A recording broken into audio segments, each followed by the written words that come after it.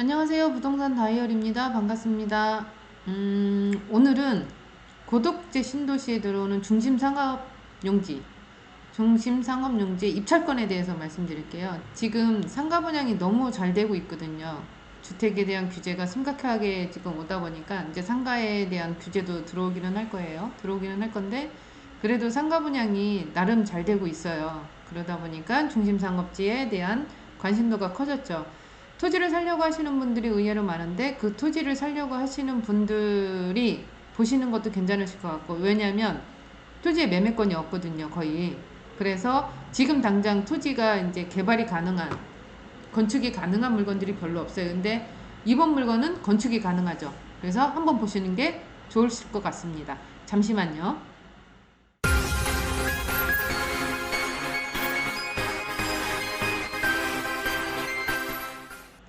네, 부동산 다이어리입니다. 고덕 국제신도시에 들어오는 중심상업지에 토지 매매권을 많이 찾으시는 분들이 계시는데 지금 토지 매매권이 없어요.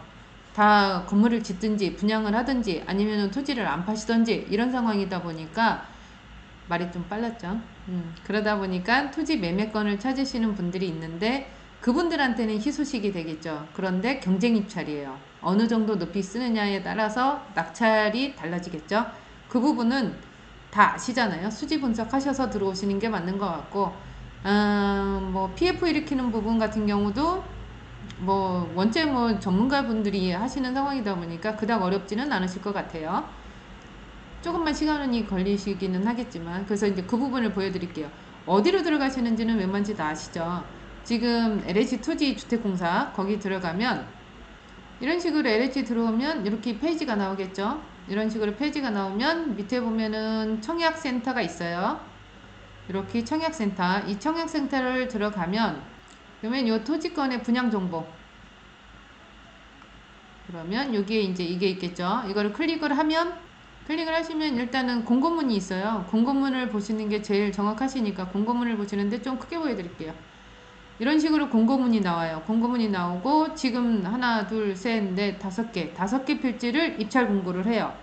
날짜는 밑에 있는 것 같아요. 제가 보여드릴게요. 중심 상업용지고 이 다섯 개 필지를 입찰을 시켜요. 건폐율은 중상 3의 2의 1이 80에 용적률은 600, 나머지는 80에 400. 입찰 보증금은 입찰 금액의 5%, 내가 입찰하는 금액의 5%, 그리고 경쟁 입찰인 거 그렇게 보시면 될 것 같고, 신청 자격은 일반 수요자, 신청 자격은 계약금 10% 납입 후 할부원금 90%를 6개월마다 4회차 분할 납부 유의자입니다. 그리고 일정은 11월 11일, 오늘이 1일이니까 11월 11일, 개찰은 이날 11월 11일 날 발표까지 다 해요. 입찰하고 개찰하고 낙찰까지. 계약일은 17일 날 이렇게 진행을 하고요. 대금 납부 방법은 2년 분납 유의자예요. 처음에는 공급 가격, 내가 입찰한 금액의 5%를 갖다가 입찰 보증금으로 넣잖아요. 그 다음에 계약할 때는 내가 공급한 금액의 5%가 남았으니까 그 5%. 그래서 공급 가격이 10%가 들어가는 거고, 중도금이나 잔금은 공급 가격의 90%가 남은 거죠. 10%를 넣었으니까 매 6개월 단위마다 4회 균등 분할, 4회로 나눠서 균등 분할을 해요. 6개월마다. 토지 사용 승낙이나 면적 정산, 토지 소유권 이전 같은 경우에는 중심 상업용지 대상 토지는 이 아까 나왔던 입찰해야 되는 토지들, 토지 사용 승낙 가능 시기는 2021년 9월 30일 이후예요. 2021년 9월 30일 이후. 그러면 지금 2021년 11월이니까 토지 사용 승낙 가능 기간이 넘어간 거죠. 소유권 이전 등기를 하고 나면 가능하신 거예요. 소유권 이전 가능 시기는 2022년 3월 이후라고 보는 거고, 사업 준공 예정일은 21년 12월 31일이에요. 12월 31일. 그러면 완납을 하게 되면은 가능하다라는 거죠. 명의 변경은 지금 이제 택지 개발 촉진법이 있어요. 그래서 소유권 이전 등기까지 원칙적으로 전매, 명의 변경, 매매, 그 밖에 권리 변동 수납하는 일체 행위를 포함해서 불가하나, 동법의 시행령 13조의 3, 택지의 전매 행위 제한의 특례에 대해서 각 호의 어느 하나에 해당하면은 그 그 해당하는 금액이 공급 가격 이하로 전매하는 경우 우리 공사로부터 동의를 얻은 경우에만 예외적으로 허용이 됩니다. 가능은 안 되는데 소유권 이전 등기를 하고 나서는 가능하다 이렇게 얘기를 하고 있는 거고요. 그리고 다른 부분 같은 경우에는 일단 읽어보시고 그리고 이제 팜플렛이 어떻게 나왔는지 그거 보여드릴게요. 이런 식으로 팜플렛이 나왔고요. 중심상업용지 이 부분인 거고 그리고 고덕국제 신도시 그 다음에 토지 이용 계획 확인을 어떻게 할 건지 그 다음에 브레인시티가 어떻게 들어오는지 그 부분 보여드리는 거고요. 지금 고덕신도시의 이 부분이 이제 요번에 입찰하는 그 토지인 거고 이런 식으로 보여지는데 지금 이쪽 부분은 거의 분양을 많이 했어요. 그리고 착공이 많이 들어가고 준공이 난 토지들도 있고 그리고 이 부분은 이제 시작하는 거고 이 밑에는 그래도 나름 좀 웬만치 분양을 하고 있는 부분. 그래서 지금 보여주는 거는 요 보행자 도로를 끼고 이제 밑에 하단 부분이라고 보시면 돼요. 그래서 아까 보여드렸던 이 부분, 요 도로를 경계로 해서 오른쪽은 웬만치 개발을 되고 있고 지금 왼쪽 부분, 이쪽이 이제 평택시청이 들어온다는 행정타운 쪽인 거고요. 지금 여기는 이제 백화점 부지인 거고 요 부분이 요번에 이제 분양을 하는 거죠. 토지 분양을. 그래서 이런 식으로 보면 되고요. 이제 면적하고 금액이 좀 궁금하시는 거잖아요. 면적은 1709제곱미터 정도가 돼요. 그러면 면적은 516.9평, 517평 정도가 되는 거고요.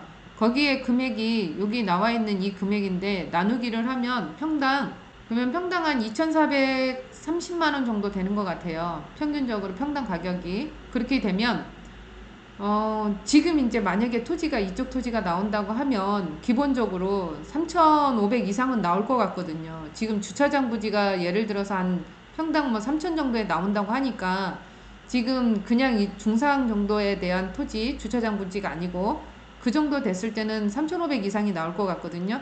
그래 됐을 때 지금 평당 1,000만원 정도는 낮게 나온다고 보는데 이거는 말 그대로 내정가예요. 내정가니까 여기서 얼마나 더 높게 쓰느냐에 따라서 입찰이 하면서 낙찰이 되는지가 제일 관건이다 보니까 그거는 역으로 올라가야 되는 상황인 거고 지금 저한테 이제 계속 문의가 들어오는 게 중심상업지역에 분양가를 지금 갖고 있는 자료를 달라고 하세요. 보편적으로 분양가가 얼마이니까 이제 역으로 계산을 하시는 거죠. 그래서 토지를 얼마 정도로 입찰을 했을 때 내가 1층을 얼마 정도 상가 분양을 해야 되겠다라는 거를 이제 계산을 하시려고 하시는 것 같더라고요. 그래서 이제 그런 부분들을 저한테 요구를 하시는데 이제 갖고 있는 자료는 웬만치는 드리는데 보편적으로 보면 1층 상가 분양이 거의 한 4,200에서 4,300 비싼 데는 뭐 4,600 요 정도 돼요. 코너 자리 같은 경우에는. 그래서 평균적으로는 한 4,300 정도 그 정도 보시면 된다고 봐요. 그래서 나온 필지는 이렇게 5개 필지. 그리고 이제 또 중요한 거는 이 안에 들어가는 건폐율하고 용적률 층수가 있겠지만 들어가는 업종, 허용 용도가 또 중요하신 거잖아요. 중상 3회, 4회 1이나 8, 14회 1 같은 경우에는 이제 이런 식으로 허용이 되는 부분인 거고 불허 용도는 이 허용 용도 외의 용도는 안 된다라고 얘기가 나오는 거예요. 근데 이 필지 같은 경우에는 유흥 주점이나 이런 부분들은 안 돼요. 여기는. 그래서 이제 그런 부분들은 생각해 주시면 될 것 같고 지금 층수 최고 층수는 10층 최저 층수는 8층으로 해야 되는 이 조건이 있는 거고 다른 거 용적률 400%짜리는 이제 6층에서 5층 6층은 최고 그 다음에 5층 이런 식으로 해라 라고 이렇게 나와 있는 게 있어요. 그래서 이거를 용도를 보고 그 다음에 역주산을 해서 내가 토지를 얼마를 받아야 되겠다라는 게 나와야 되겠죠.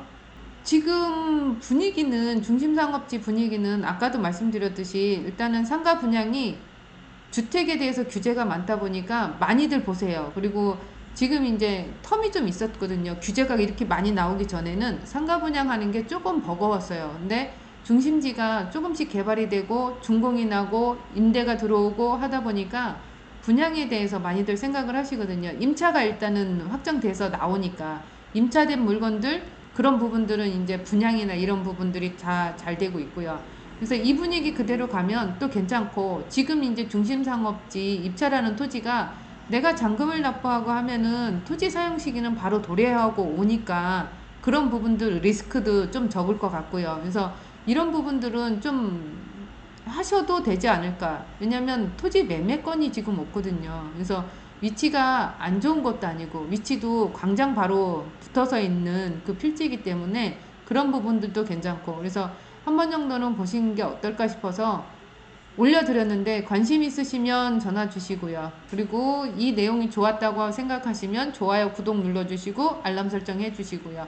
제가 누누이 얘기하지만 네이버 밴드에 부동산 다이어리 이제 검색하시면 제가 계속 정보를 올려드리니까 소액이 됐건 아니면은 뭐 금액이 많던 이런 부분들, 주택 부분에 대해서 한정되지 않고 여러 가지 제가 정보 올려드리니까 그 부분에 대해서는 이제 한번 관심 있게 봐주시고요. 그리고 검색해서 들어오시면 제가 승인해 드릴게요.